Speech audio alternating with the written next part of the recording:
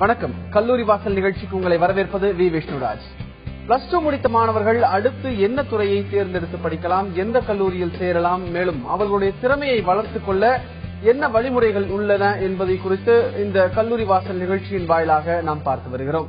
அந்த வகையில் இன்றைய நிகழ்ச்சியில் வேளாண் துறை, அதாவது வேளாண்மை சார்ந்த துறை படிப்புகள் என்ன இருக்கிறது என்பது குறித்து விவாதிக்க இருக்கிறோம். நேயர்கள் தங்களுடைய சந்தேகங்களை கேட்டு விளக்கங்களை பெறலாம். நீங்கள் தொடர்பு கொள்ள வேண்டிய தொலைபேசி எண்கள் 0442427777. இன்னொரு நம்பர் 044306329994.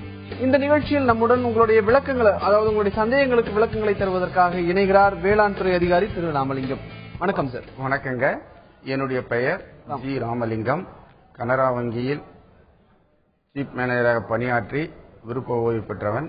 இதற்கு முன் 2 ஆண்டுகள் வேளாண் பொறியியல் துறையில் உதவி பொறியாளராக பணியாற்றியிருக்கின்றேன். Okay sir. சோ இப்போ அக்ரிகல்ச்சரல் ஸ்டடிஸ் அப்படின்னு எடுத்துக்கிட்டோம்னா, இப்போ ஜெனரலா நமக்கு காலேஜ் நிறைய பேர் வராங்க. வரும்போது நான் பிஎஸ்சி கம்ப்யூட்டர் சயின்ஸ் படிக்கணும், பிஇ கம்ப்யூட்டர் சயின்ஸ் படிக்கணும், ஐடி படிக்கணும், அந்த மாதிரிலாம் கேட்டு வராங்க. வரக்கூடிய நிபுணர்கள் என்ன சொல்றாங்கன்னா, நீங்க இதை படிங்க, 10 வருஷம் கழிச்சு இல்ல ஒரு 5 வருஷம் கழிச்சு ஆல் ஓவர் தி வேர்ல்ட் எல்லாமே கம்ப்யூட்டரைஸ் ஆகிறதுக்கு வாய்ப்பு இருக்கு, சோ இதுக்கு நல்ல ஸ்கோப் இருக்கு அப்படின்னு சொல்றாங்க. நம்ம மனிதர்களாக பிறந்த அனைவரும் தினமும் சாப்பாடு சாப்பிட்டு இருக்கோம். சோ டிமாண்ட் அண்ட் சப்ளைன்னு பார்த்தோம்னா நமக்கு டிமாண்ட் அதிகமாவே இருக்கு, சப்ளை ரொம்ப குறைவா இருக்கு. அப்படி இருக்கும்போது விவசாயம் சார்ந்த துறைக்கு தான், அது சார்ந்த படிப்புகளுக்கு தான் அதிகமான ஒரு வரவேற்பு இருக்க வேண்டும். ஆனா இங்க பார்க்கும்போது அதற்கான வரவேற்பு ரொம்ப குறைவா இருக்குன்னு தான் பாக்குறேன். அதை அப்படிதான் புரிஞ்சுக்க முடியுது. இந்த வரவேற்பு குறைவாக இருப்பதற்கான காரணம் என்ன? உங்களுடைய முதற்கட்ட கருத்து சுருக்குமா? வரவேற்பு குறைவாக இருப்பதாக நான் கருதவில்லை. நம்முடைய இந்திய திருநாட்டிலே சுமார் 30 ஆண்டுகளுக்கு முன்பாக பசுமை புரட்சி வேளாண்மையிலே செய்யப்பட்டது. அது எதற்காக செய்யப்பட்டது என்றால், உணவு பற்றாக்குறை ஏற்பட்டதன் காரணத்தினாலே அது செய்யப்பட்டு, அப்பொழுது விவசாயம் அதை சார்ந்த தொழில், அதாவது பிரைமரி செக்டாருக்கு முக்கியத்துவம் அளித்து அரசாங்கம் ஊக்குவித்தது. அப்பொழுது வேளாண் சம்பந்தப்பட்ட பாடங்களை படிப்பதற்கு மிகவும் உற்சாகத்துடன் வந்தார்கள். அது மேலும் தொடர்ந்து வரும் என்று எதிர்பார்க்கப்பட்டது. ஆனால் சர்வீஸ் செக்டார் எனப்பட்ட, நீங்கள் சொல்வதில் பிஎஸ்சி இன்ஃபர்மேஷன் டெக்னாலஜி, சேவைத்துறையினுடைய ஈர்ப்பு அதிகமாக விவசாயம் சார்ந்த தொழில்கள் அதிகமாக படிப்புகளில் சேருவது குறைவாக இருக்கிறது. அது மீண்டும் அந்த ஒரு சைக்கிள் என்று கூறவும், அந்த சைக்கிள் மீண்டும் வரும். கண்டிப்பாக வேளாண் துறையிலே சம்பந்தப்பட்ட கல்லூரிகளில் சேர்ந்து படிப்பதற்கு மாணவர்கள் நிச்சயமாக வருவார்கள் என்று கூறுகிறேன். Okay sir. ஒரு காலர் வந்திருக்காங்க கடலூர்ல இருந்து, ரூபன் ராஜ். வணக்கம் ரூபன் ராஜ், உங்களுடைய சந்தேகம் என்ன கேளுங்க சார். வணக்கம் ரூபன் ராஜ், சொல்லுங்க சார். இந்த அக்ரிகல்ச்சர் படிச்சா என்னென்ன யூஸ், என்னென்ன கோர்ஸ் எடுத்து படிக்கலாம், இல்ல ஃபியூச்சர் யூஸ் எப்படி இருக்கும்? ஓகே. அக்ரிகல்ச்சர் சம்பந்தப்பட்டதுல BSc agri, BSc horticulture, BSc forestry science, BSc home science, BSc fisheries, அப்புறம் பிடெக் அக்ரிகல்ச்சர் இன்ஜினியரிங், இந்த மாதிரியான நிறைய துறைகள் இருக்கு. இப்போ இவர் கேக்குறது பார்க்கும்பொழுது அக்ரிகல்ச்சர் சம்பந்தமா படிக்கணும் அப்படின்னு ஆசைப்படுறாரு. இப்போ திரு ரூபன்ராஜ், நீங்க என்ன 12th என்ன மேஜர் எடுத்திருந்தீங்க? மேஜர் 900 கிட்ட எடுத்திருந்தேன் சார். இல்ல, உங்களுடைய அதாவது பயோ மேக்ஸ் அந்த மாதிரி எந்த கோர்ஸ் எடுத்திருந்தீங்க? சார் நான் பயாலஜி எடுத்திருந்தேன் சார். நீங்க பயாலஜி கோர்ஸ் தான் எடுத்திருக்காரு. அவருக்கு BSc agriculture, BSc horticulture, BTech horticulture போன்ற சிறந்த பாடங்களை படித்து நல்ல இந்த பாடங்கள் படிக்கிறதுனால என்ன மாதிரியான வேலை வாய்ப்புகள் இருக்கும்? ஏன்னா இப்ப நான் இதை படிச்சுட்டு நான் போய் விவசாயம் பண்ண போனா அப்படிங்கறதுனா மாணவர்கள் இப்ப எடுத்துனே அதை பத்தி யோசிக்க மாட்டாங்க. இதை படிச்சுனே எனக்கு ஒரு விவசாயத்துறையில கவர்மெண்ட் வேலை கிடைக்கும், அந்த இல்ல ஏதாவது ஒரு கெமிக்கல் இண்டஸ்ட்ரியிலயோ இல்ல விவசாயம் தொடர்புடைய பொருட்களை தயாரிக்கக்கூடிய ஒரு இண்டஸ்ட்ரியில எனக்கு வேலை கிடைக்கும் அப்படின்னு இருக்கக்கூடிய நிலையில இந்த பிஎஸ்சி அக்ரியோ இல்ல பிஎஸ்சியில நீங்க சொல்லக்கூடிய பயோ இன்ஃபர்மேட்டிக்ஸ் இந்த மாதிரியான விஷயங்கள் எல்லாம் படிக்கும் பொழுது எந்த மாதிரியான வேலை கிடைக்கும்? விவசாயத்துறையில தமிழ்நாடு வேளாண் துறையில நிறைய வேலை வாய்ப்புகள் உள்ளது. அது சம்பந்தம் அது அல்லாதது கெமிக்கல் இண்டஸ்ட்ரீஸ், ஃபெர்டிலைசர்ஸ், பெஸ்டிசைட்ஸ் போன்ற தயார் பண்ணக்கூடிய கம்பெனிகளிலே அதிக வேலை வாய்ப்புகள் உள்ளது. அது இல்லாத விவசாயம் சார்ந்த அவர்கள் சுய தொழில் செய்வதற்கும் நிறைய வேலை வாய்ப்புகள் உள்ளது. மேலும் வெளிநாட்டிலே வேலை பார்க்கின்ற இன்ஃபர்மேஷன் ஐடி பீப்புள்ஸ் சென்னை தமிழ்நாட்டிலோ அல்லது நம் இந்தியாவில் திரும்பி வந்து மீண்டும் விவசாயத்தை செய்ய வேண்டும் என்கின்ற ஒரு ஆர்வத்தோடு உள்ளார்கள். அவர்கள் நிறைய நிலங்களை வாங்கி வைத்துள்ளார்கள். அப்பொழுது அவர்கள் அந்த விவசாய நிலங்களை பயிர் செய்வதற்காக விவசாயம் சம்பந்தப்பட்ட பாடங்களை படித்த பிஎஸ்சி அக்ரி, பிஎஸ்சி ஹார்டிகல்ச்சர் போன்ற கிராஜுவேட்ஸுக்கு விருப்பம், நிறைய வேலைவாய்ப்புகள் உள்ளது. நீங்க சொல்றது வேணா இப்ப உண்மையில நிதர்சனமா பார்க்கக்கூடிய உண்மையா தான் இருக்கு. ஏன்னா ஒரு 40 வயசு வரைக்கும் ஏதாவது ஒரு துறையில ஒர்க் பண்றாங்க. அதுக்கப்புறம் பொதுவாகவே பார்த்தா எந்த துறையில வேலை செய்யறவங்களா இருந்தாலும் 40ல இருந்து ஒரு 45 வயது கழித்ததுக்கு அப்புறம் நான் செட்டில் ஆகணும் அப்படின்னா நான் போய் விவசாயம் பார்த்துட்டு அதுல வர்றதை வச்சு நான் செட்டில் ஆயிடணும் அப்படிங்கிறது. என்னதான் பணம் சம்பாதிச்சாலும், ஓடி ஓடி பணம் சம்பாதிச்சாலும் ஒரு குறிப்பிட்ட டைம்ல 40-45 வயது அப்படிங்கிறப்போ நான் விவசாயம் செஞ்சு அதுல அப்படியே செட்டில் ஆயிடணும் அப்படிங்கறது தான் இந்த இருக்கக்கூடிய நிலையில.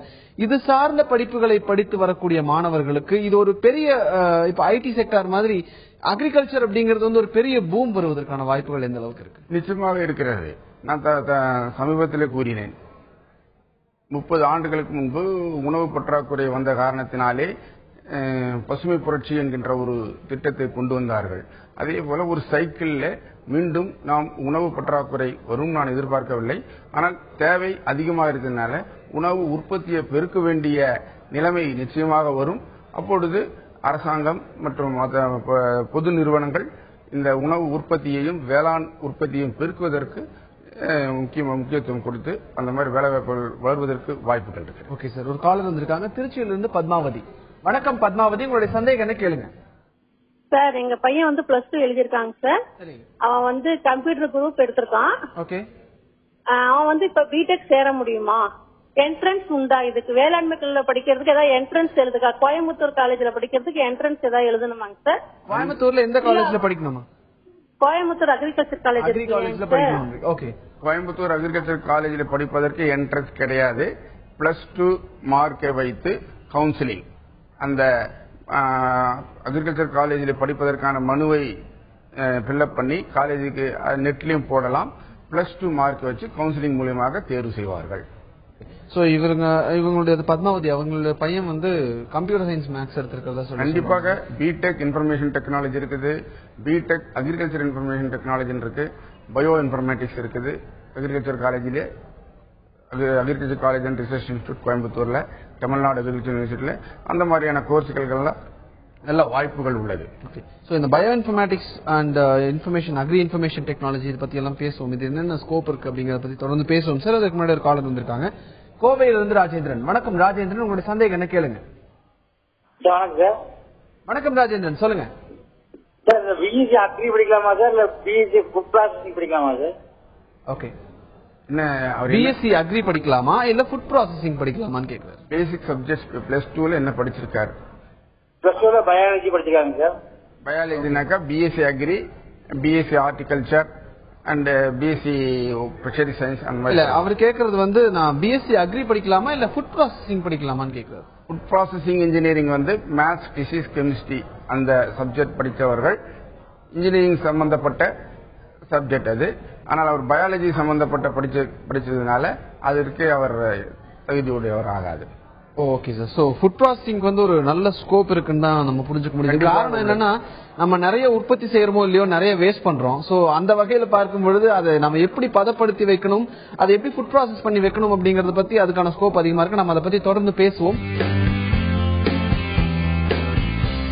12ஆம் வகுப்பு மாணவர்கள் எந்த கல்லூரியில் படிக்கலாம், என்ன பாடம் படிக்கலாம் என்பது குறித்து விவாதித்துக் கொண்டிருக்கிறோம். இன்றைய நிகழ்ச்சியில் விவசாயத்துறை சார்ந்த படிப்புகள் என்னென்ன இருக்கிறது என்பது குறித்த விளக்கங்களை பெற்றுக் கொண்டிருக்கிறோம். சார், நம்ம ஃபுட் ப்ராசஸிங் பத்தி தொடர்ந்து பேசுவோம். அதுக்கு முன்னாடி காலர் வந்திருக்காங்க சென்னையில இருந்து சுதா. வணக்கம் சுதா, உங்களுடைய சந்தேகம் என்ன கேளுங்க. Sir, good evening. எனக்கு 2 क्वेश्चन இருக்கு.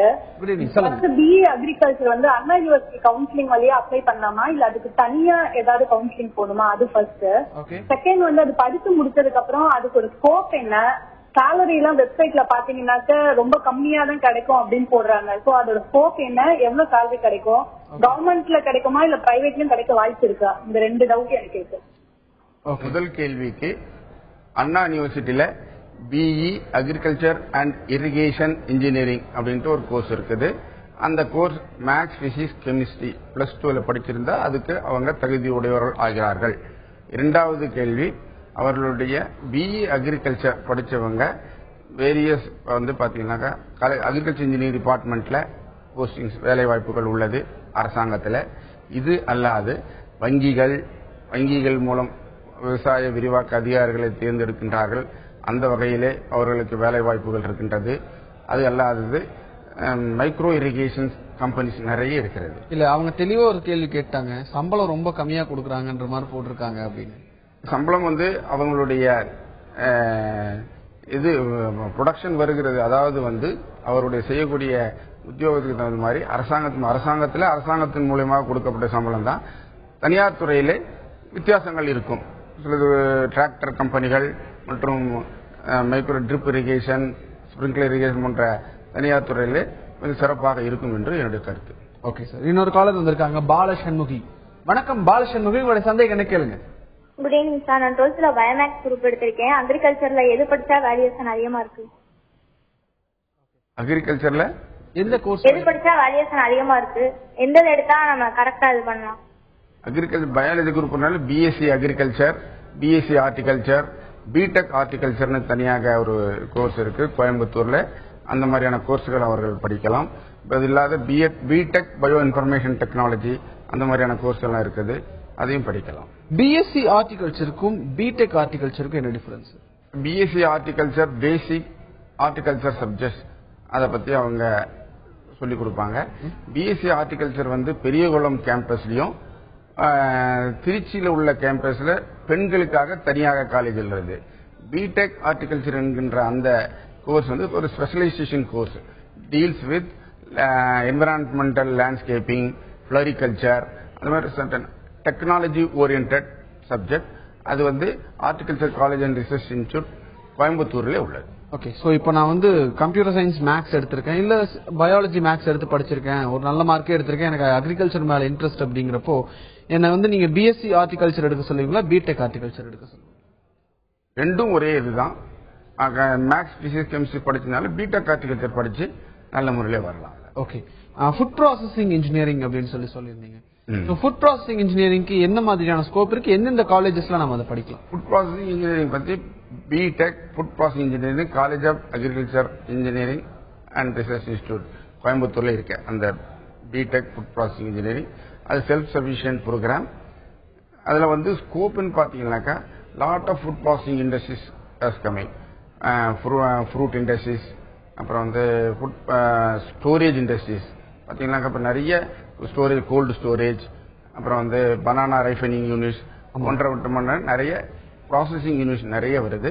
அதுல நிறைய வேலை வாய்ப்புகள் உள்ளது. நிறைய பொருட்களை நம்ம வீணடிக்கணும்ன்றதுக்காக அதை பதப்படுத்துவதற்கான டெக்னாலஜிஸும் நிறைய வந்துட்டே இருக்கு. சோ அப்படி வரும்பொழுது இந்த ஃபுட் ப்ராசஸிங் படிச்சுட்டு வரக்கூடிய மாணவர்களுக்கான ஸ்கோப்ன்றது ரொம்பவே அதிகமா இருக்கு. அவர்களுக்கு அதிகமா இருக்குது. அவர்கள் சுயமாகவும் தொழிலை செய்யலாம். உதாரணமாக ஒரு பனானா ரைஃபனிங் யூனிட் வச்சாவே அதை வந்து அரசாங்கத்தின் மூலமாக நிறைய மானியம் கொடுத்து அந்த மாதிரியான யூனிட் ஆரம்பிப்பதற்கு ஊக்குவிக்கிறார்கள். வங்கிகளிலும் கடன் வழங்கப்படுகிறது. அவ்வாறு செய்கின்ற காரணத்தினாலே அவர்கள் உள்ளூரில் கிடைக்கக்கூடிய அந்த பனானா ஃப்ரூட்ஸ் கொண்டு வந்து இருக்கக்கூடிய பொருட்களை வைத்து நம்ம பதப்படுத்தும் பொருட்களை செய்து கூட விற்பனை செய்து ஒரு சிறுதொழில் மாதிரியான விஷயங்களும் செய்யலாம். ஓகே, சுயதொழில் செய்யலாம். ஓகே, ஒரு காலர் வந்திருக்காங்க, அப்பாவு பாண்டிச்சேரியில இருந்து. வணக்கம் அப்பாவு, உங்களுடைய சந்தேகம் என்ன கேளுங்க. சார் வணக்கம் சார், என் பையன் வந்துட்டு பிளஸ் 2ல அக்கௌண்ட்ஸ் குரூப் எடுத்து அவன் என்ன சார் படிக்கிறாங்க? அக்கவுண்ட்ஸ் குரூப் எடுத்திருக்காங்க, பட் அக்ரிகல்ச்சர் சம்பந்தமா படிக்கணும்னு ஆசைப்படுறாங்க. அக்கவுண்ட்ஸ் குரூப் படித்தவர்கள் அக்ரிகல்ச்சர் குரூப்ல படிப்பதற்கு வாய்ப்புகள் இல்லை. இது ஒரு முரணா இருக்கு சார். எல்லாருமே வந்து எனக்கு வந்து நான் 10th கம்மியா மார்க் எடுத்திருக்கேன், வேற நான் எனக்கு வந்து அக்கவுண்ட்ஸ் குரூப் தான் கிடைச்சிருக்குன்றப்போ ஒரு அக்கவுண்ட்ஸ் படித்த மாணவன் விவசாயத்திற்கு வரக்கூடாது அப்படிங்கிற மாதிரி இருக்கேன். அது வரக்கூட வேறு வாய்ப்புகள் என்ன அப்படின்னு சொன்னீங்கன்னாக்கா அதுதான் கேட்குறேன். சில சர்டிஃபைடு கோர்சஸ் இருக்குது. ஓகே, பிஎஸ்சியில அக்ரிகல்ச்சர் சம்பந்தப்பட்ட சர்டிஃபைடு கோர்சஸ் பிரைவேட் காலேஜஸ்ல இருக்குது, அதுல சேர்ந்து படிக்கலாம். ஓகே, சோ அவங்க வந்து டிகிரி கோர்சஸ் பண்ண முடியாதா? ஆமா, இப்ப சர்டிஃபைட் கோர்சஸ் முடிச்சிட்டு அதுக்கப்புறம் டிகிரி. இப்ப ஏன்னா நான் அக்கவுண்ட்ஸ் படிச்சேன் அப்படின்றதுக்காக நான் விவசாயத்துக்கு வர முடியாது அப்படிங்கிற மாதிரி இருக்கே. இது அக்கவுண்ட்ஸ்ங்கிறது ஒரு தனி லைன். அது வந்து விவசாயத்துக்கு படிப்பே தேவை இல்லை அப்படிங்கிற மாதிரி. விவசாய கல்வி மற்றும் விவசாயத்தை சார்ந்த கல்விகளுக்கு +2ல பிசிக்ஸ், கெமிஸ்ட்ரி, பயாலஜி, அல்லாட்டி விவசாயம் சார்ந்த பொறியியல் துறையில பிசிக்ஸ், கெமிஸ்ட்ரி, மேத்தமேட்டிக்ஸ் அந்த குரூப் படிச்சவங்களுக்கு மட்டும்தான் வர முடியும். அக்கவுண்ட்ஸ் படிச்சவங்க அதுல அந்த டிசீஸ் கெமிஸ்ட்ரியே வராது அவங்களுக்கு, பயாலஜி சப்ஜெக்டும் வராது. அதனால இது பேசிக்கா சயின்ஸ் சப்ஜெக்ட்ங்கிறதுனால அக்கவுண்ட்ஸ் படிச்சவங்க அதற்கான சர்டிபிகேஷன் கோர்சஸ் இருக்கு. சோ நான் என்னென்ன சர்டிபிகேஷன் கோர்சஸ் இருக்குன்றத பத்தி தொடர்ந்து பேசுவோம். ஒரு காலர்ல வந்திருக்காங்க கோவையில இருந்து மணிகண்டன். வணக்கம் மணிகண்டன், உங்களுடைய சந்தேகம் என்ன கேளுங்க. சார் பிஎஸ்சில தனியார் துறைக்கு வேலையை அதிகமா கவர்மெண்ட்ல வேலையை அதிகமாங்க சார்? பிஎஸ்சி அக்ரில கேக்குறீங்களா? ஆமாங்க சார். Okay. BSc agri and BSc horticulture பாக்குற பட்சத்தில் அக்ரிகல்ச்சர் சம்பந்தப்பட்ட பாடம் படித்தவர்களுக்கு அரசாங்கத்துறையிலும் வேலைவாய்ப்புகள் உள்ளது. அதே போல சமீப காலமாக தனியார் துறையிலும் விவசாயத்தில் ஈடுபட்டு விவசாய தொழிலை ஊக்குவிப்பதற்கு பொதுத்துறை நிறுவனங்கள் தனியார் துறை நிறுவனம் நிறைய வந்து கொண்டிருக்கிறதுனால அதுலயும் நிறைய வேலைவாய்ப்புகள் உள்ளது. ஓகே சார், ரொம்ப சிம்பிளா இப்ப அக்கவுண்ட்ஸ் படிச்ச ஒரு பையன் அவங்க அப்பா கேட்டிருந்தாரு, நான் அக்கவுண்ட்ஸ் படிச்சிருக்கேன், அக்ரிகல்ச்சர் தான் போகணும்னு நினைக்கிறேன், நான் என்ன பண்றது? அக்ரிகல்ச்சர் கோர்ஸை படிக்க முடியாது, ஏன்னா அக்கவுண்ட்ஸ்ங்கிறது வேற. அது ஓகே. அதுக்கு என்ன சர்டிபிகேஷன் கோர்சஸ் என்னென்ன இருக்கு? பிரைவேட் காலேஜஸ்ல certified courses for agriculture practices, அதாவது விவசாய நிலம் இருந்தா அது போய் விவசாயத்தை செய்வதற்கான சில சர்டிஃபைட் கோர்சஸ், அந்த மாதிரி சில காலேஜ் கலவையில ஆதிபராசக்தி காலேஜ், அந்த மாதிரி பிரைவேட் காலேஜஸ் சர்டிஃபைட் கோர்சஸ் நடத்துறாங்க. அதே போல இப்போ யூனிவர்சிட்டி மூலமாகவும் விவசாய தொழிலை செய்வதற்காக கிசான் விகாஜ் வந்து ஏவனான் இருக்கு, அந்த மாதிரி சில கோர்சஸ் படிக்கலாம். Okay. Information technology BE BTech information டெக்னாலஜிங்கிறது வந்து கம்ப்யூட்டர் வச்சு இன்ஃபர்மேஷன் டெக்னாலஜிங்கிறதுக்கான நிறைய ஸ்கோப் இருக்கு. நீங்க சொன்னதுல அக்ரிகல்ச்சரல் இன்ஃபர்மேஷன் டெக்னாலஜி அப்படின்னு ஒரு கோர்ஸ், சோ அதனுடைய ஸ்கோப் எந்த அளவுக்கு இருக்குன்னா அது எதை பேஸ் பண்ண ஒரு subject? Agriculture depend information technology related to agriculture. இப்ப பாத்தீங்கன்னாக்கா ஒரு வானிலை பத்தி வானிலை ஆராய்ச்சி வானிலை மையம் சொல்லக்கூடிய தகவலை தான் முதல்ல வந்து விவசாயிகள் நம்பியிருப்பாங்க. மழை எப்போ வரும் அப்படின்னு ரமணன் சொன்னா தான் தெரிஞ்சுக்க முடியும். ஆனா இன்ஃபர்மேஷன் டெக்னாலஜில அவங்க டைரக்டாவே அந்த டிபார்ட்மெண்ட்ல தொலைத்தொடர்பு மூலமா தொடர்பு கொண்டு மழை எப்போ வருமா வராதா, எப்போ வெயில் வரும், கிளைமேட் எப்படி மாறும் என்கின்ற சூழ்நிலை பற்றி எல்லாம் தெரிந்து கொண்டு அந்த விவசாயத்தை அவர்கள் தகவல்களை தெரிந்து கொள்ளலாம். அதற்கு அது பயன்படும்.